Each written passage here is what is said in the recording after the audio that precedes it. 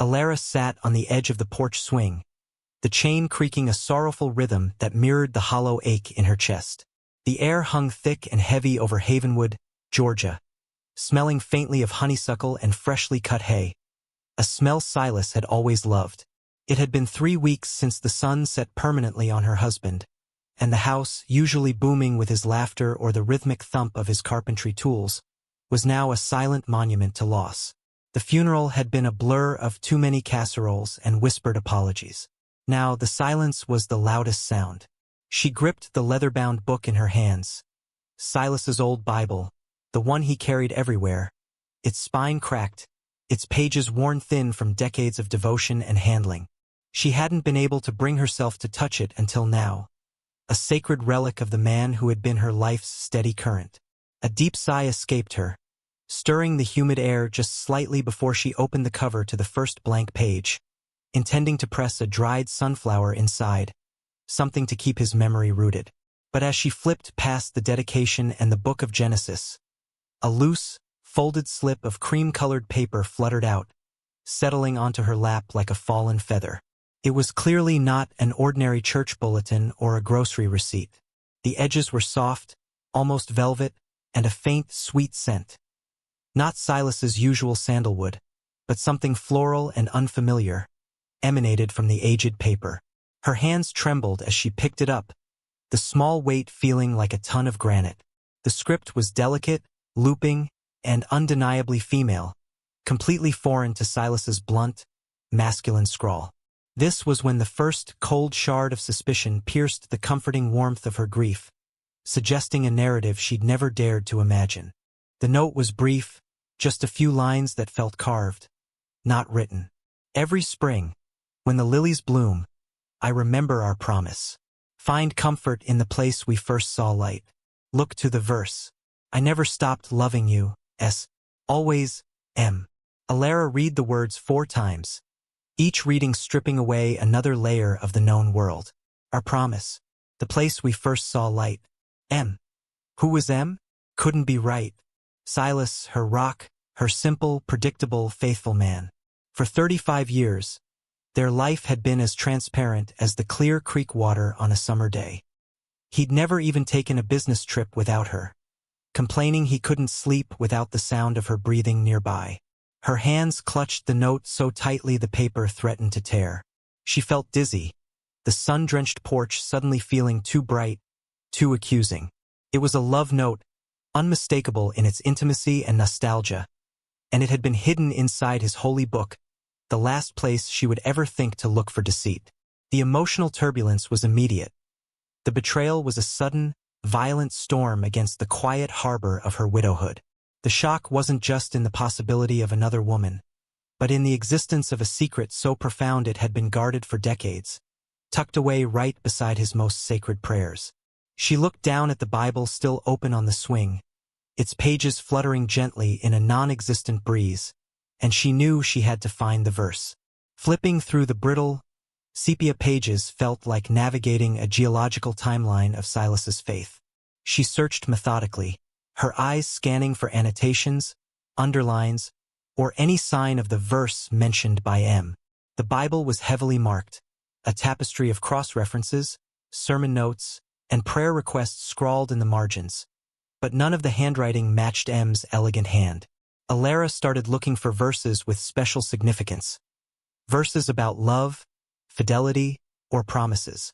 She lingered on Corinthians 13, the famous chapter on love. But the note was a clue, not a comfort. Her desperation grew, turning the pages faster and faster, creating a small, agitated wind. It was late afternoon when she finally found it, tucked deep in the Old Testament, almost hidden in the dense narrative of a minor prophet. The book of Nahum, chapter 1, verse 7. The verse itself was underlined 3 times in sharp, black ink, and circled with a heavy hand that was unquestionably Silas's own. The Lord is good, a strong hold in the day of trouble, and he knoweth them that trust in him. Elara stared at the verse. It wasn't romantic. It was a promise of divine protection. What was the secret behind this comfort? The words seemed utterly disjointed from the passion implied by M's note. The connection felt less like a sign of illicit romance and more like a key to a locked chest. The text was simple enough, yet the context was everything. A strong hold in the day of trouble. Silas hadn't been a man to advertise trouble. He faced life with a calm stoicism that was the envy of every man in Havenwood. But the note, M's note, suggested a shared past burden, a time when one of them had needed a sanctuary. Elara spent the rest of the evening tracing her fingers over the 3 black lines under the verse, ignoring the mounting pile of laundry and the unwatered petunias. She tried to think back over their life, over the 35 years they had built a world together. Had there ever been a day of trouble that she hadn't known about? A crisis he had faced alone? Their marriage had been built on honesty, or so she had always believed. The deepest conflict they had ever faced was deciding on the color of the kitchen cabinets. Now a deep, unsettling suspicion bloomed in the quiet corners of her mind, far more painful than simple jealousy. It was the realization that the man she thought she knew, the man she had shared a bed and a life with, had carried a secret weight, a private history that she was only now unearthing like an ancient, buried artifact. The suspense now wasn't just about M. It was about the nature of Silas's character, whether he was a man of quiet, heroic sacrifice or a man of devastating deception. She decided to consult the only person who knew Silas before she did. His older sister, Clara. Clara, who lived just 2 counties over, received Elara with the gentle, tearful embrace that only family can offer. They sat in Clara's sunroom, the air conditioning a welcome relief from the sticky June heat. Elara, however, felt colder than ever. She tried to broach the subject subtly, starting with childhood memories. Clara, do you remember any hard times for Silas when he was young? Any trouble he got into before we met? Clara chuckled, dabbing her eyes. Oh, precious. Silas was stubborn, but never trouble. He was just a boy with 2 things in his heart, the Lord and the desire to build things. Elara persisted, her voice barely a whisper. What about girls? Was there ever a serious sweetheart before me? Anyone named May? The name hung in the air, heavy and disruptive. Clara paused, stirring her sweet tea, and the light left her eyes. A hesitation, brief but noticeable, stretched the moment taut. May? Clara repeated, her brow furrowing slightly. No, Elara. I don't recall any May. There was Sally in high school and Betty from the choir, but nothing serious before you, honey. You were his only true love, and I saw that from the first moment he brought you home. The denial was too quick, too neat, almost rehearsed. But it was the fleeting look of anxiety in Clara's eyes before the denial that told Elara everything. Clara was lying, or at least withholding a crucial piece of the past. The silence that followed was not one of comfort, but of complicity, suggesting that Silas's secret was not his alone, but a carefully guarded family history. The next morning, Elara felt a renewed, restless energy. The grieving wife had been replaced by the quiet detective, determined to uncover the truth of M and the verse. Clara's evasion had confirmed her deepest fear. There was a history. She returned to the second line of the note.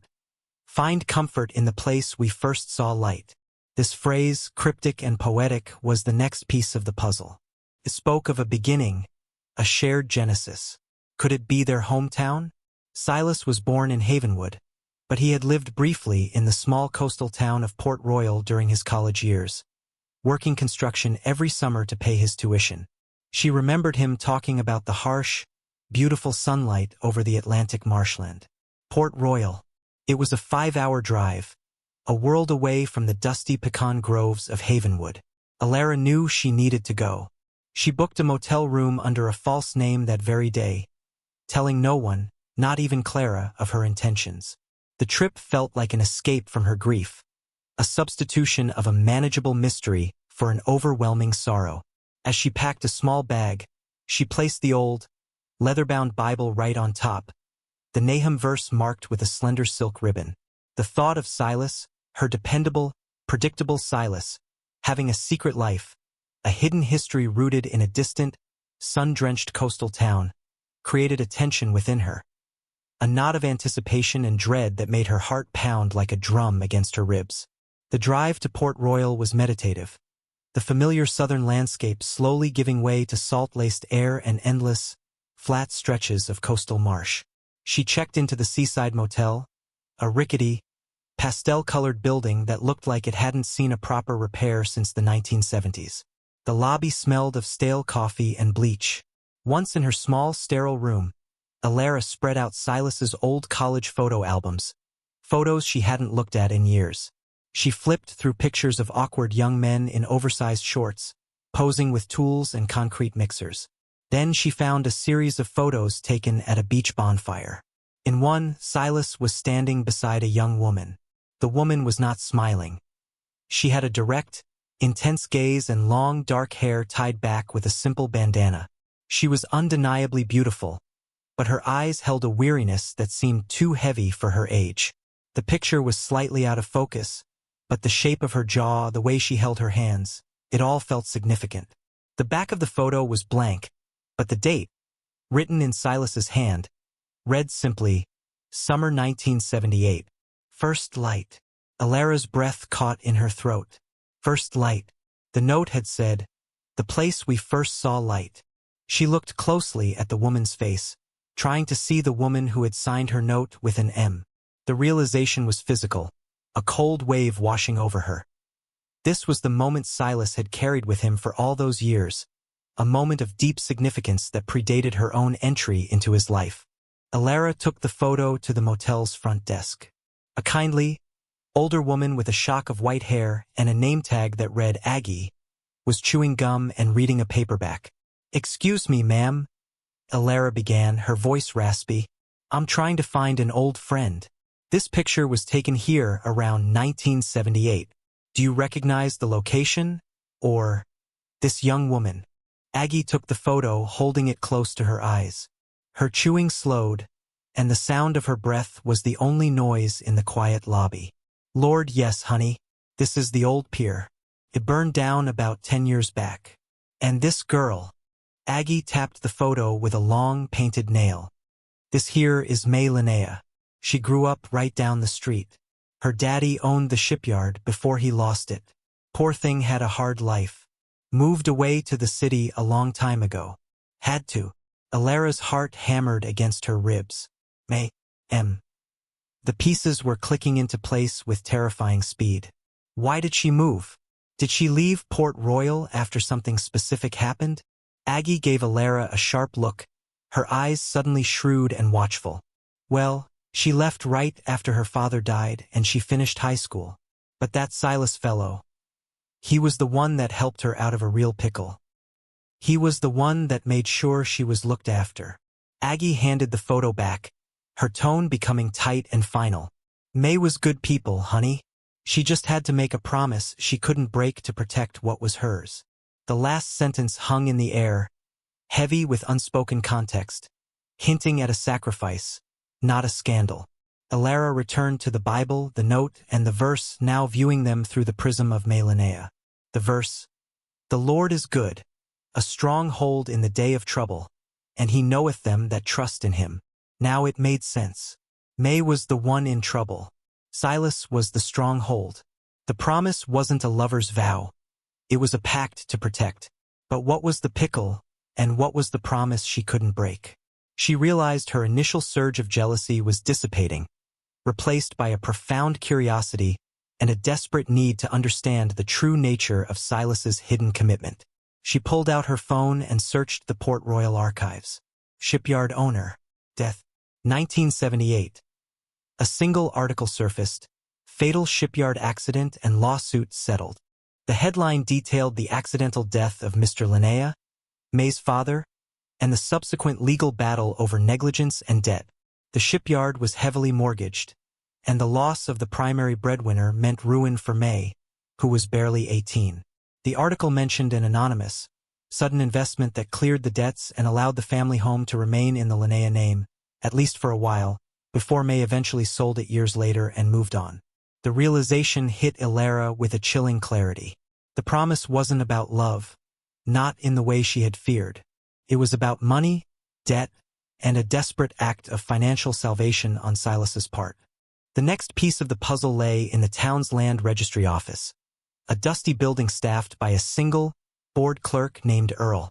Elara presented her request, asking to see the documents related to the Linnea property sale in the late 1970s. Earl grumbled but eventually produced a thick, yellowed ledger. As she turned the pages, she found the entry for the Linnea shipyard settlement. The documentation was dense, filled with legal jargon, but one name stood out among the creditors and investors: Silas Hawthorne. Not as a buyer, but as a silent, immediate investor who had covered the final, crippling mortgage payment, effectively saving the property from foreclosure and saving May from utter destitution. The sum was enormous for a college student, even one working construction. Elara knew Silas had inherited a small, unexpected amount from a distant aunt that summer, money he'd always claimed he used to buy the land for their first house in Havenwood. But the dates aligned perfectly. He hadn't bought their land then. He had saved May's. The mystery deepened. If he used that money for May, where did the money for their land come from? The conflict shifted from emotional betrayal to a deep, financial sacrifice and a subtle, necessary deception that allowed their shared life to begin. He had started their marriage on a foundation built on a noble lie, a secret debt of gratitude he owed to another. Driven by a sense of righteous obligation, Elara tracked down the address Aggie had mentioned, the old Linnea home. It was a charming, weather-beaten Victorian house set back from the marsh, now occupied by a young family. She spoke to the current owner, Mrs. Davis, a kind woman with 3 small children. "We love this old house," Mrs. Davis told her. "But the funniest thing is this one small, locked room upstairs. The realtor called it a storage closet, but it's clearly a small bedroom. There's a lock on the outside and a tiny barred window. The oddest thing, though, is the small silver box we found tucked away in the wall. A time capsule of sorts. We didn't know who to return it to." Elara's heart seized. A silver box. Did it have a name on it? She managed to ask. Mrs. Davis nodded. Yes, 2 initials carved right on top, S and M. Elara felt a rush of adrenaline. She explained her relationship to Silas and May, simplifying the situation to a shared family past. And Mrs. Davis, sensing the history, agreed to let Elara see the contents of the box. She found an old, faded ribbon, a seashell, and a single pressed lily, the flower mentioned in the note. But the most important item was a folded birth certificate. Elara unfolded the certificate with hands that shook so violently she had to brace herself against the small dresser. The name on the certificate was Daniel Linnea, born in the summer of 1979, 1 year after the shipyard accident. Under father's name, it was listed as unknown, but the attending physician's name was followed by a handwritten, almost imperceptible initial in the margin. S. Elara slumped onto the floor. This was the true nature of the trouble the pickle Aggie had mentioned. May had been pregnant when her father died, likely abandoned by the child's father, facing ruin and destitution with a baby on the way. Silas hadn't just paid off a mortgage. He had provided the means for May to have and raise her son in secret, without the scandal of an unwed mother in a small town. This was the stronghold the verse spoke of. But if Silas was the father, the betrayal was complete, resurrected from 3 decades of silence. Elara's mind raced, cycling through panic and denial. She felt the heavy leather of the Bible in her bag. She pulled it out, reopening it to Nahum 1 verse 7. She needed to understand the final, deeper layer. Why the intense devotion? Why the sacrifice? She noticed, for the first time, a nearly invisible pencil mark in the margin right next to the Nahum verse. A tiny, faint star. It was so small, so subtle. She had missed it every time she'd looked. This star pointed not just at the verse, but at a secondary, much simpler verse on the page opposite, in the book of Micah, that Silas had always used as a placeholder bookmark for their family prayers. She flipped over to Micah 6 verse 8. And what doth the Lord require of thee, but to do justly, and to love mercy, and to walk humbly with thy God? Elara wept as she read the verse. The truth was suddenly simple, profound, and devastatingly clear. Silas was not the father of Daniel. The initial S was simply a placeholder, a reference to his own name, or maybe to the stronghold he represented. His actions had been pure. He used his inheritance to do justly, to love mercy, and to walk humbly by saving a vulnerable young woman and her child, never seeking credit, never revealing his sacrifice to anyone, not even his wife. The place they first saw light was the day May was freed from her debt and could raise Daniel without shame, a dawn for both of them. The weight of the secret, the immense, decades-long silence, was almost too much to bear. She had spent a week suspecting him of infidelity, only to discover he was a quiet hero who had shouldered a crushing burden of secrecy out of pure compassion. The conflict in her heart dissolved, replaced by a love so vast and painful it felt new. But there was still the matter of May. Elara knew she had to find her to truly close the circle of this hidden legacy. Aggie, the motel clerk, had mentioned that May had moved to the city, a vague reference that almost always meant Atlanta. A search of recent probate and property records in the Atlanta metro area yielded a recent transaction under the name May Linnea and Daniel Linnea, co-owners of a small flower shop in Decatur. Elara saw the Lily connection instantly. She knew she had to face the woman who shared this profound, secret history with her husband, the woman who knew him in a dimension Elara had only just discovered. She took the birth certificate, the Bible, and the small silver box, and headed north, leaving the salty air of Port Royal behind. Decatur was a world away from Havenwood. Elara found the flower shop tucked into a quiet, leafy street. The sign above the door read, "First Light Lilies." The name was an immediate and tender confirmation of the promise and the history. She walked inside. The shop was a fragrant, cool oasis. Standing behind a counter arranging white lilies was a woman whose face was etched with the same intense weariness Elara had seen in the 1978 photograph, only now tempered by decades of quiet strength. Her hair was shot with silver, but her dark eyes still held that unmistakable direct gaze. "May I help you, ma'am?" May Linnea asked, her voice soft but steady. Elara stepped forward, placing the silver box and the old Bible on the counter. "My name is Elara Hawthorne," she said, her voice shaking slightly. "My husband Silas passed away 3 weeks ago. I found this inside his Bible, and I know about Port Royal. And Daniel." May's hands froze, the lily stem dropping onto the countertop. The color drained from her face, and her eyes, filled with a sudden, devastating mix of sorrow and recognition, fixed on the worn leather of the Bible. The years of silence, the weight of the secret, seemed to press down on her, leaving her utterly motionless. The silence in the flower shop stretched, broken only by the gentle whir of the refrigerated case. May finally spoke, her voice thick with emotion. "I knew this day might come. Silas was a man who planned for everything, even his own ending." She picked up the silver box and ran her thumb over the S and M initials. "He didn't want you to find out while he was alive, Elara. Not because he was hiding anything dishonorable from you, but because he didn't want to cast a shadow on your life together. He carried my burden so you wouldn't have to carry his secret." May led Elara to a small, private office in the back, offering her a chair and a glass of cool water. She began to tell the story of 1978, a story Elara had only pieced together through documents and faint stars. May confirmed everything. The death of her father, the crushing debt, her pregnancy, and the abandonment by her wealthy, terrified boyfriend. "I was going to lose the house and Daniel would have been raised with nothing," May whispered. "Silas came to me a week before he left for Havenwood to start his life with you. He'd just gotten his inheritance. He said to me, 'May, you are a stronghold and the Lord knows you. I will not let the devil take your future.' He paid it all. The only thing he asked was that I never tell you, and that I raise Daniel knowing that someone believed in his future." The depth of Silas's compassion was staggering. The lilies blooming every spring wasn't a romantic rendezvous, but the date the annual property tax was due. The date Silas discreetly confirmed the home was still safe until May sold it years later. The note wasn't a farewell to a lover.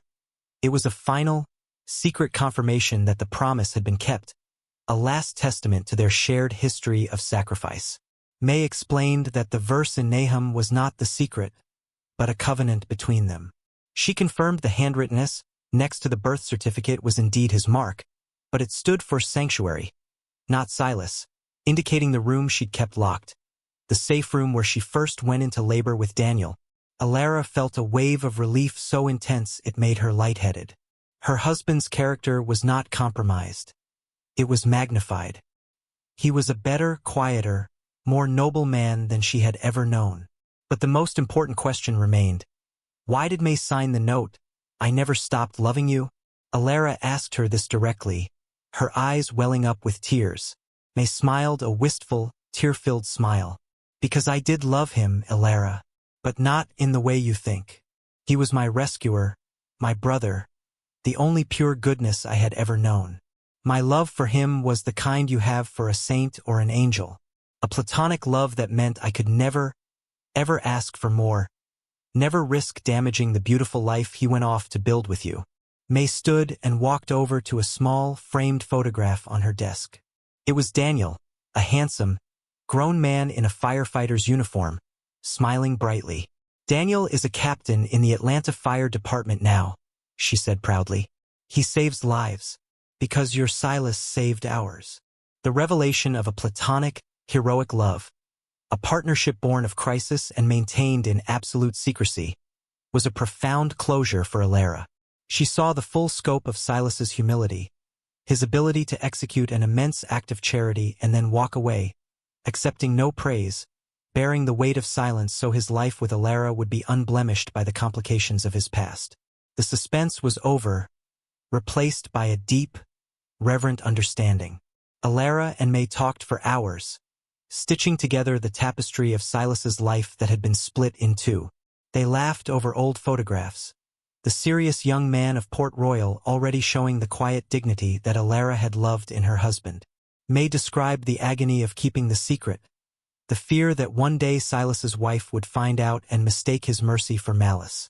Elara confessed her initial, heart-wrenching suspicion of betrayal. "I thought you were a mistress," Elara admitted softly. "I felt that sickening sense of being a stranger in my own marriage." May reached across the table and grasped Elara's hand. "Oh, Elara, never. He worshipped you. He sent me one letter exactly 10 years ago, just a postcard of Havenwood's covered bridge, and all it said was, 'Stronghold intact. Elara is my North Star. Thank you for our beginning. S.' That was the last I heard from him. The final note in the Bible was something I wrote him 3 months ago when I knew he was sick, after he sent a cryptic message asking for a final remembrance. I slipped it into the Bible through Clara, who has always known a fragment of the truth, just enough to ensure the promise was honored. The complexity of this network of silent protection, the years of isolated knowledge, humbled Elara. The story wasn't just about a secret. It was about the burden of goodness and the extreme measures taken to preserve a fragile future. Elara felt the immense emotional drain of the past week. She was no longer just a widow. She was the reluctant keeper of a noble legacy. She and May, now united by a shared, complicated love for the same good man, made a quiet pact. Elara gave May the small silver box. "This belongs to you, May," she said. "It's the only thing that binds you to the promise. Silas meant for you to keep it." May accepted it with tears in her eyes. "And this?" May said, picking up the old, leather-bound Bible.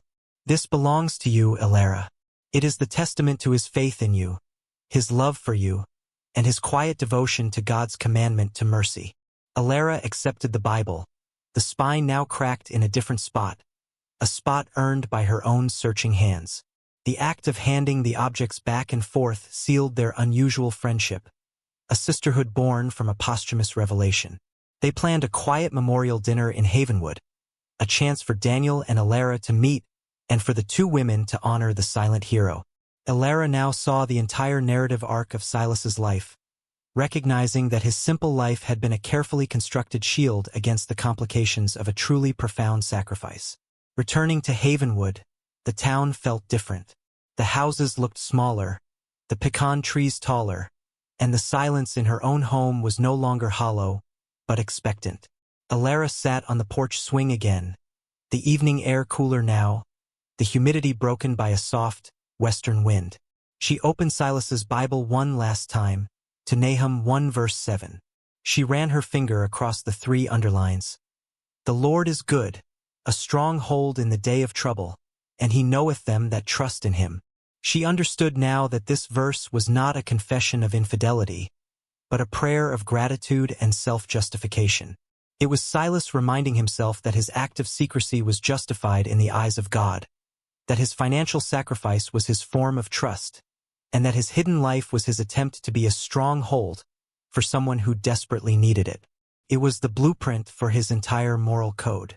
The mystery was fully unraveled, and the man she had loved had become larger, more heroic, and more heartbreakingly noble in death than he had ever seemed in life. She decided that the secret, once a source of bitter suspicion, was now a gift of extraordinary insight into the man she thought she knew. The tension was gone, replaced by a quiet sense of peace, a feeling that she had been deemed worthy, in the end, of his deepest, most vulnerable secret. The story wasn't a tragedy of hidden love. It was a front porch folktale of Christian charity and stoic sacrifice. She picked up her phone and called Clara. "Clara," she said, her voice clear and without accusation. "I went to Port Royal. I met May, and I know the whole story. And I love my brother, Silas, even more than I did before." There was a long silence on the other end, followed by a trembling sob of relief. "Oh, Elara," Clara wept. "Thank God. I was so afraid you'd misunderstand. He made me promise that I would never speak of it, but that if you ever found the note, I would tell you that it was all done in love and in mercy." The family secret, the one Clara had been guarding with such difficulty, was finally shared and understood, cementing a new bond between the 2 women. The memorial dinner was small and intimate, held on Elara's screened-in back porch. May brought a magnificent arrangement of white lilies, and Daniel, the tall, handsome fireman, looked startlingly like Silas had in the old 1978 photograph, possessing the same serious eyes and gentle manner. Elara saw a reflection of her husband's youth in Daniel's face, a living testament to the goodness Silas had preserved. Daniel knew his mother's childhood history, the death of his grandfather, the financial ruin, but he had never known the specifics of the anonymous help. May now chose to tell him the full story, painting the picture of the quiet college student who gave up his future savings so a woman and her unborn child could have theirs. The emotional weight of the disclosure was immense. Daniel, choked with tears, hugged Elara tightly. The bond instantly formed. "Thank you for finding the truth, Elara," he whispered. "You showed me the most important part of my history, the strength and sacrifice that runs through it." This gathering, born from a suspicious love note, became a ceremony of profound closure, transforming grief into gratitude. Elara realized that her marriage hadn't been an illusion. It had been a sanctuary built by a quiet, moral man who understood that true love sometimes required the protection of silence. She finally accepted the duality of Silas, the devoted husband she knew, and the selfless benefactor he had been. The mystery of M was not a rival, but a reflection of Silas's purest self. She watched the moon rise over the pecan grove, casting long, peaceful shadows. The entire 28-chapter arc of her discovery had taught her more about her husband in 3 weeks than 35 years of cohabitation had. She had peeled back the mundane layer of their life to find a vein of profound, unexpected heroism. The simple, everyday routines of their past were now illuminated by this hidden light. The revelation of Silas's great secret, the quiet investment, the anonymous protection of May and Daniel, did not diminish her memory of him, but made him monumental. She realized the small deceptions were necessary to preserve a greater moral truth. His life was an object lesson in humility, teaching her that the greatest acts of love are often performed in the shadows, far from the spotlight of acknowledgement. The suspense that had initially consumed her had transformed into a gentle, enduring admiration. She looked at the small group on her porch, May, Daniel, and Clara, all linked by Silas's quiet commitment. They were a testament to the power of a single, selfless act. Elara had found her comfort not in a lover's memory, but in the proof of her husband's immense and unwavering character. The ache of widowhood was still there, a constant companion, but it was now overlaid with the profound warmth of pride. The final piece of the puzzle, the true secret of the Bible verse, was not the explicit meaning of Nahum 1 verse 7, but the hidden reference to Micah 6 verse 8. It wasn't about being a stronghold in trouble. It was about the requirement of the Lord to do justly, love mercy, and walk humbly. Silas had marked the Nahum verse as a personal promise to God that he would be that stronghold, and the Micah verse as the reason why. He was simply fulfilling his spiritual requirement, and the love note, "I never stopped loving you, always am," was May's acknowledgement that she saw and cherished that sacred, heroic character in him. Elara now knew that the mystery was not about who Silas loved, but how he chose to love. Elara knew the full story would become part of their family legend, a quiet folktale to be told on the porch swing on summer evenings. She was ready to put the Bible back on the shelf, not as a symbol of grief, but as a monument to her husband's extraordinary, humble kindness. The lilies that May had brought stood tall and luminous on the dining table, filling the room with their sweet, heavy scent. They were a reminder of the first light in Port Royal, the dawn of Daniel's life and the beginning of Silas's noble secret. Elara ran her hand over a smooth, white petal. She decided to keep the letter from May in the Bible, right inside the Nahum verse. It was no longer a symbol of doubt, but a badge of honor for the man she had loved. She felt the presence of Silas not in the silence, but in the breathing, living legacy of Daniel and the quiet gratitude of May. The weight was finally lifted. The air around her felt lighter, and the moon above Havenwood seemed to shine a little brighter on the quiet porch. The secret behind the Bible verse was simply that Silas Hawthorne was, in every meaningful way, a truly good man.